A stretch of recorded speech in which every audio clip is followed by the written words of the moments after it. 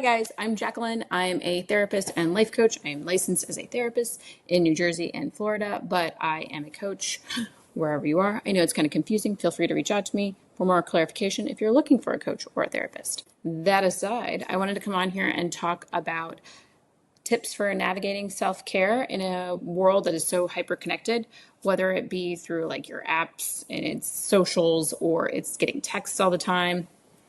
The main reason that I wanted to do this is because I found myself sitting down to do socials like this one or content, and I sat down at about 10 and didn't get up till about 4.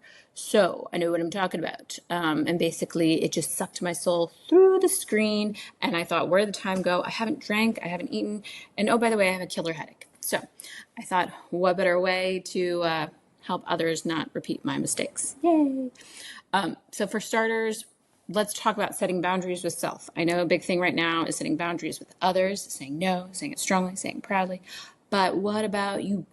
So when I say boundaries with self, when it comes to electronics, I'm talking about time blocking. What is time blocking? Well, that's setting aside time specifically for the activity.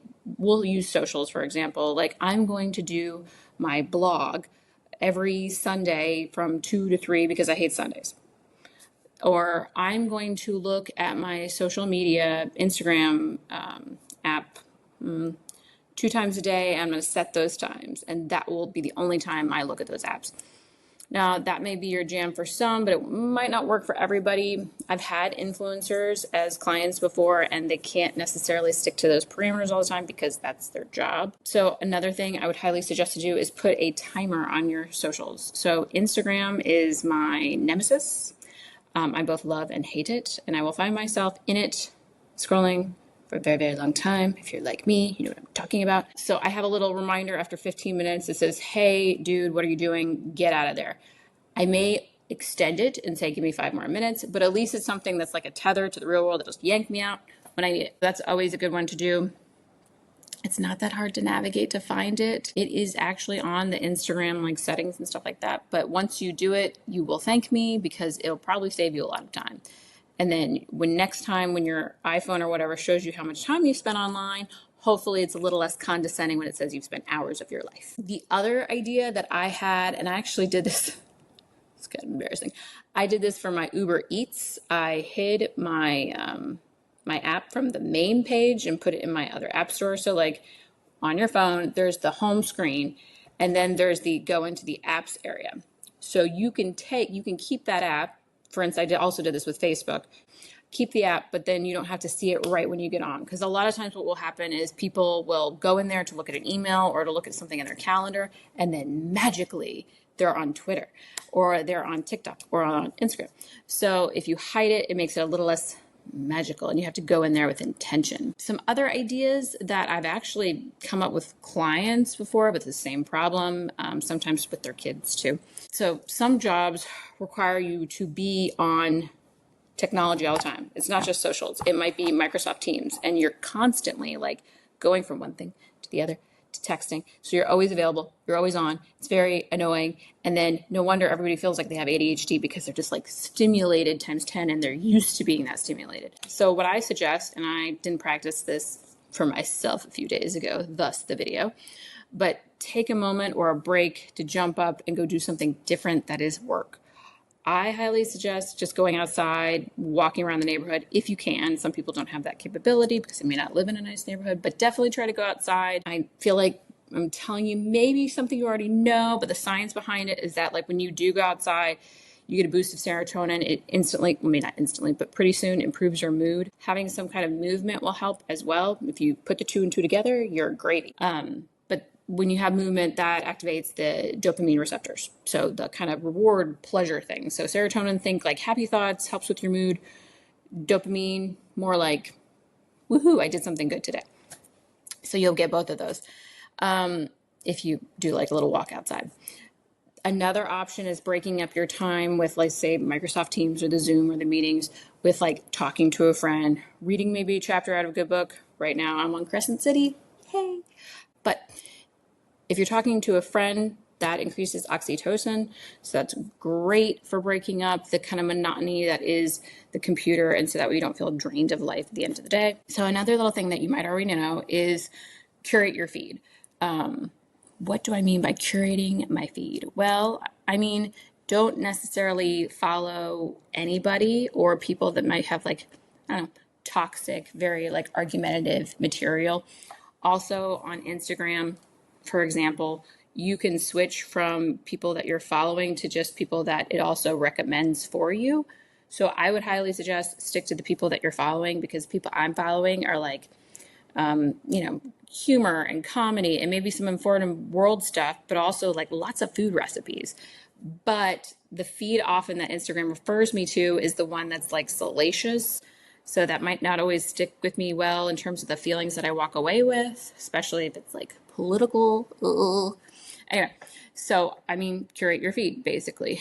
Pick who you want to follow, who you don't, what makes you feel good. And make sure you check in with yourself after you're done and you're like, okay, where did that come from? Where did that bad feeling come from? Was it because I was watching puppy videos all day, or was it because I was watching people argue over being Republican or Democrat? Then I also would like you to think about limiting your notifications on the phone. So a lot of times we get like all sorts of pings and dings and whatever. Limit those to a certain time, or you can limit which apps you want actual notifications from. That's in your settings app on your iPhone, the one that looks like a little gear. And then I would highly recommend, actually, I would like to go back. Not only curate your feed, but curate the people that you want to have time to talk to. So this is going a little outside, like tips and tricks for online technology world, but like if you have a lot of friends that are texting you, maybe certain friends make you feel better than others. And maybe you don't want to cut those friends out that are kind of like a little dramatic sometimes, but limit how and when you comment back to the text. I would wait typically to when you feel a little bit more like you have the energy, maybe at the end of the day, not in the middle of a work day when you're trying to get to the end. So consider that. I often, with family, wait till certain periods of the day, usually when I'm done, because sometimes they'll have more emotional stuff for me to carry rather than like this like random good friend that I shoot memes back and forth with. So that said, curate your feed, curate your life. Okay, with regards to more tips, I think as far as sleep goes is very important, but a lot of times we're very easily accessible via email, text, socials. Again, I would take a little tech curfew break, 30 to 60 minutes before you go to bed. That's not always possible, but definitely try and start small, maybe a 10, 15-minute window, and then increase it and see if you can get to 30 to 60 minutes. This definitely helps you kind of power down your brain so that way you can actually go to sleep and rest, and you don't have all these stimulating thoughts going through your head and different feelings that you just went through about 30 different people's perspectives, and now you're supposed to like swallow them and somehow digest this? No. So work on a tech curfew, if you will. Also, it's so beneficial if you do the same thing in the morning. It's more like a morning routine. The reason being is it helps us get ready for the day. We go from like zero stimulation to, if you're like me, I have lots of meetings and sessions and people and clients that are dealing with really heavy stuff. I don't know, you might not be dealing with that particularly, but you're still being stimulated regardless of whatever your job is or your role is at home. So you want to kind of ease into that day. I wouldn't go right to your phone right away if you could help it. I know some people have very high powered jobs, but trust me, like this is the long man's game. We're running a marathon. So I suggest doing, again, 30 minutes before you grab your phone if you can. More points if you can extend it. I've been trying to make sure I keep it to when I'm in the office, although I do have my office number on here for emergencies. But I've been trying to kind of like train my clients to know that wait until I get to the office. It's usually regular working hours, unless it's an emergency. And the same can be said if you guys have varying clients, obviously it's not going to be like maybe therapy or coaching, but let's say you're a real estate agent, try to train your clients, be like, yes, I can reach out to you, but maybe in that particular field, it will take me longer than 15 minutes, 30 minutes. And they'll come to know that maybe some things can wait. So Again, every field niche is different. So, it may be like you're in your hustle phase of life and you can't do that, but just know it might be better on the long end to like set boundaries in the beginning versus trying to do that after you're further in your career. Other tips for kind of like navigating self-care, I would make sure to put on my to-do list like the prioritizing my self-care the way I would do paying a bill or a blog post or fixing something on my website or getting back to Susie Jane who really needs to change her therapy appointment. You schedule things that help you keep you balanced. So schedule, I need to reach out to one friend this week and have a meetup to go have some coffee or some drinks. Woohoo. Or I need to make sure I block in my calendar like 2 walks in nature sometime this week or do a hike. So you got to prioritize to make sure you're balanced. The other thing I would like to add is change your scenery to change your thoughts. If you are feeling like the world's crashing around you because you're stuck in this computer that's, I don't know, feeding you toxicity, or like your boss is just terrible and he has this like instant access to you through the computer, change it up. Go to a different area to work, go outside to work, maybe step away from the computer altogether. If you do that, it'll be surprising how much you feel like, oh, the world is so much bigger than what is going on currently here. Now, I know everybody's situation is different and some people really do have high stress jobs, but trust me, the more you can try this in small steps, the better balance you will feel. The last thing I will say is make sure you practice mindfulness. What does mindfulness mean? That means just checking in with how you're feeling. And also like checking in with your sensations, grounding yourself to, the present day. Look around, take in scents, take in sounds. Make sure you are here and not always up here. And that will definitely help you feeling like more in control, less stimulated.